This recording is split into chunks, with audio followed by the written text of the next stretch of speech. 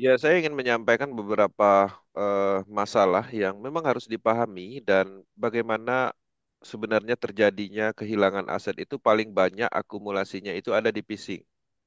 Nah, artinya jelas seseorang yang bermain di cryptocurrency, bisnis metaverse dan lain-lain itu harus memahami potensi atau seperti apa phishing bekerja.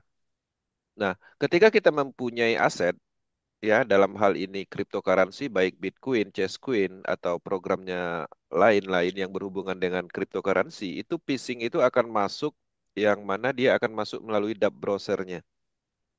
Bisa jadi dap browser yang mungkin tujuan kita adalah MetaWall, tapi sebenarnya situs itu adalah bukan MetaWall, mungkin ya L-nya Oh, diganti dengan I besar misalnya seperti itu. Nah, itulah tugas seorang pelaku bisnis untuk lebih detail, artinya berhati-hati dengan situs. Harus benar-benar melihat bahwa situs itu adalah situs yang benar. Misalnya ingin mengakses Unisweb, ya, ada juga terkadang situsnya itu ada penambahan titik atau ada perubahan angka yang mungkin mirip ya, tapi tidak terdeteksi secara apa namanya umum, tapi memang harus teliti. Nah, hal-hal seperti itu harus paham. Ada juga phishing itu bekerja melalui saluran-saluran informasi seperti media sosial, WhatsApp, ya, ataupun Telegram. Bagaimana cara kerjanya? Mereka akan memberi semacam informasi hadiah klaim USDT misalnya, atau mungkin mereka akan memberi Ethereum gratis, ya, atas dasar menang ini segala macam, dan teman-teman melakukan klik link tersebut untuk konfirmasi. Ada juga phishing itu bekerja ya melalui eh, personal dalam hal ini teman. Tapi teman ini sendiri terkadang itu sudah dihack duluan. Misalnya ada WhatsApp Bang Haris ya memberi link yang tidak biasa ya dan kita harus curiga itu apakah ini benar atau tidak. Nah, jadi hal-hal seperti itu sering ditemukan di dalam dunia kripto. Yang terpenting teman-teman memahami karakter atau jalan masuknya phishing. Nah, mereka paling banyak masuk itu di kondisi krusial.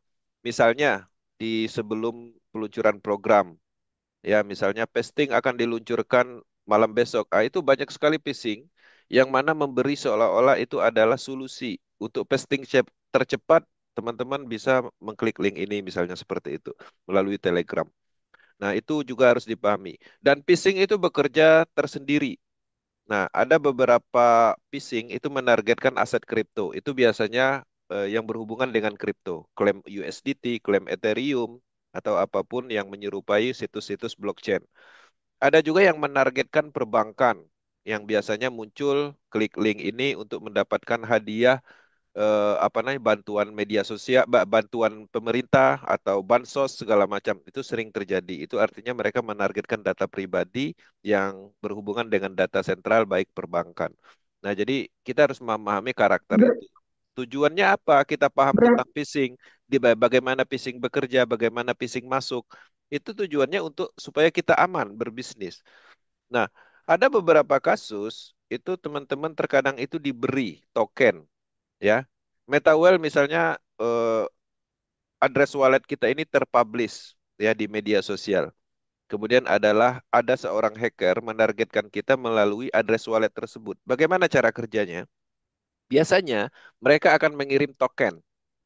Yang mana token itu mungkin bisa menyerupai USDT, bisa menyerupai Ethereum, atau bahkan token baru yang terkadang mungkin ada nilainya.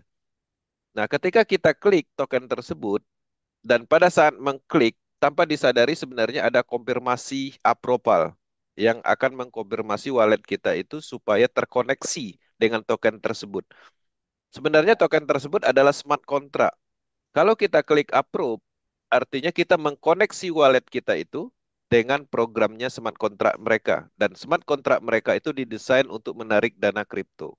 Itu cara kerjanya. Makanya ada beberapa wallet kripto itu transfer otomatis, masuk Matic sekian langsung keluar transfer, masuk sekian transfer. Itu artinya wallet tersebut itu sudah terkoneksi dengan smart contract programnya mereka.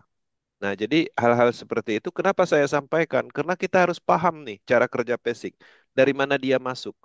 Nah, ketika kita mengetahui ini artinya kita lebih paham, lebih berhati-hati, tidak selalu percaya dengan hal-hal yang mudah, misalnya hadiah, klaim apa, seperti itu.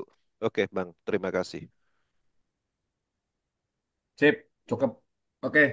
Eh, saya pikir